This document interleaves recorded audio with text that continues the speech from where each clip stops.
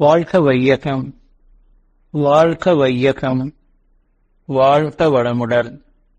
அருளாசன் அருள் தந்தை வேதாத்ரி மகரிஷி அவர்களும் இறைநிலையும் என்னும் சுக்குமமாக எழுந்தருளி 28/6/2024 வெள்ளிக்கிழமை இன்றைய நாள்காட்டி வரிகளுக்கான கவிவரிகளையும் அதற்கான விளக்கத்தையும் சிறப்பிக்க வேண்டுமாய் சங்கல்பம் மேற்கொள்கிறேன். அனைவரையும் பணிவோடு முதற்கண் வணங்கி ஆரம்பிக்கலாம் என்றிருக்கிறேன். அனைவருக்கும் இனிய காலை வணக்கம். வாழ்க வளமுடன். சாமிஜியினுடைய இன்றைய நாள்காட்டி வரிகள்: அகந்தை உறவுகளை முறிக்கும், அன்பு உறவுகளை வளர்க்கும் என்று சாமிஜி நமக்கு இந்த நாள்காட்டி வரிகள் கொடுத்திருக்காங்க. இதற்கான கவிதை வரிகள்: விருப்பம் சினம் அஞ்சம் மதம் பால் கவர்ச்சி விளைவறியா கடும்பற்று எனும் 6 ஒருகுலைந்த நிறைந்த மனம் சகிப்புத்தன்மை உடமார்ந்த மன்னிப்பு கருத்துடைய கற்பநெறி ஈகை என்ற கடந்தமுடா நற்குணங்களாக மாற்றும் பொருத்தமுட உள்ள பயிற்சி முறை பயின்று புகழின்பம் அமைதி பெற வாரீர் வாரீர் என்று ஒரு பாடல்ல சொல்லியிருக்காங்க. இன்னொரு பாடல்ல இறைவுணர்ந்து அறமாற்றி எல்லோரும் வாழ்ந்தால் ஏழ்மை ஏது, பஞ்சமா பாவங்கள் ஏது, குறையறிவால் எழுகின்ற குற்றங்கள் ஏது, கோவில்கள் அனைத்தும் தவம் பயில தத்துவங்கள் கற்க முறையாக திருந்திய நற்கலாச்சாலைகளாம், மொழி நாடு பொருள்துறையில் பகை பிணக்கு போர் அச்சம் இவை ஏது, சிறைச்சாலை விளம்பரங்களுக்கு கூட வேண்டாம், சிந்தனையும் சிக்கனமும் ஏற்போம் என்று சாமிஜி நமக்கு இந்த 2 பாடல் கொடுத்திருக்கிறாங்க. சாமி கொடுத்திருக்காங்க நமக்கு அறிவின் உயர்வு நிலை பணிகள் 3: நம்பிக்கை, விளக்கம், முழுமை. நாம நம்முடைய இந்த வாழ்க்கை வாழ்ந்து கொண்டிருக்கிறோம். பழக்க வழி, அந்த பழக்க வழி வாழ்ந்து கொண்டிருக்கக்கூடிய வாழ்க்கையில நல்லதை மட்டும் நாம எடுத்துக்கொண்டு நம்முடைய வாழ்க்கையில கடைபிடிக்கிறது தவறு ஒன்றுமல்ல. அதே போல தேவையற்றதெல்லாம் நம்ம தொடர்ந்து கொண்டே இருந்தோம் அப்படின்னு சொன்னா அது நமக்கும் பிறருக்கும் துன்பத்தை கொடுத்து பதிவுகளை அதிகமாக்கிக் கொள்ளக்கூடிய ஒரு சூழலை நமக்கு உருவாக்கி கொண்டே இருக்கும். இதை உணர்ந்து வாழணுங்க.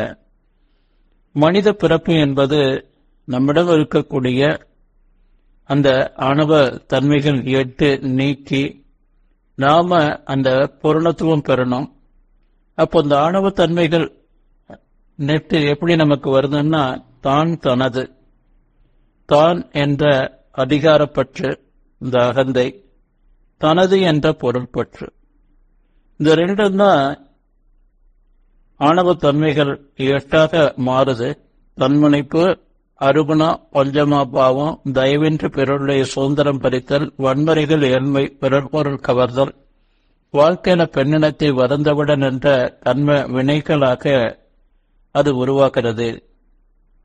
அப்போ நம்மிடமிருந்து நம்முடைய ஐவகை என்று சொல்லக்கூடிய குடும்பம், சுற்றம், ஓர் உலகு என்ற இந்த ஐவகையில நமக்கு ஏற்படக்கூடிய அந்த ஒரு இணக்கத்தை, நட்பை அதெல்லாம் போக்கி நமக்கு மேலும் மேலும் நமக்கு அது துன்பத்தை கொடுத்து கொண்டிருக்கக்கூடிய ஒரு நிலை. நாம அன்பாக வாழ பழகிக் கொள்ளணும். ஒவ்வொரு தனி மனிதனும் நம்மிடம் உள்ள எல்லா பதிவுகளையும் நீக்கிக் கொண்டு இறையொத்த தன்மையான அன்பும் கருணையுமாக மாறி நம்ம வாழும்போது நமக்குள்ள அந்த இறை உணர்வு ஊற்றெடுக்க ஆரம்பிக்கும்.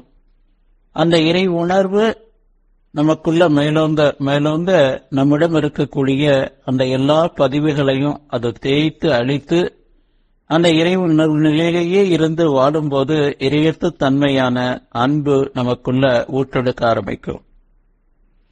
அந்த அன்புதான் நம்ம குடும்பம், சுற்றம், ஊர், உலகு மட்டுமல்லாம நம்மையும் ஒரு இறையற்ற தன்மைக்கு மாற்றி தெய்வீக நிலையிலேயே வைத்துக் கொண்டிருக்கோம். அப்போ வரிகள் என்ன சொல்லுது? அகந்தை உறவுகளை முறிக்கும். நாம நட்பாக வாழும்போதுதான் நாம மகிழ்ச்சியாக வாழலாம். அந்த துன்பம் எப்படி வருது அப்படின்னு சொன்னா, நம்மிடம் இருக்கக்கூடிய அந்த தேவையற்ற அந்த 6 குணங்கள், ஆணவ தன்மைகள் தான் நமக்கு துன்பத்தை மேலும் மேலும் அதிகப்படுத்திக் கொண்டே போகும். நாமும் துன்பப்படுவோம், மற்றவர்களுக்கும் அது துன்பமாக முடியும். நம்முடைய பதிவுகளையும் அதிகமாகிக் கொண்டே இருப்போம். அப்போ அன்பு உறவுகளை வளர்க்கும். நம்ம அன்பும் கருணையுமாக மாறணும் என்று சொன்னா அதற்கு ஒரே வழி மனவளக்கலை பயிற்சி தான். நம்முடைய உடல், உயிர், மனம், அறிவை இறையத்து தன்மையான இறையின் சொரூபமான அந்த நிலைக்கு நாம மாற்றிக்கொண்டு வாழும்போது நாம மகிழ்ச்சியாக வாழலாம். நம்ம சுற்றி இருக்கக்கூடிய அனைவரிடமும் அன்பு பாராட்டி நாம மேலும் மேலும் நம்முடைய அந்த புண்ணிய பலாபலன்களை பதிவுகளை நாம் அதிகப்படுத்திக் கொண்டே வாழக்கூடிய அந்த ஒரு தெய்வீக நிலை நமக்குள்ள குளிகொள்ளும் என்று சொல்லி வரிகள் என்ன சொல்லுது? அகந்தை உறவுகளை முறிக்கும், அன்பு உறவுகளை வளர்க்கும் என்று சொல்லுது.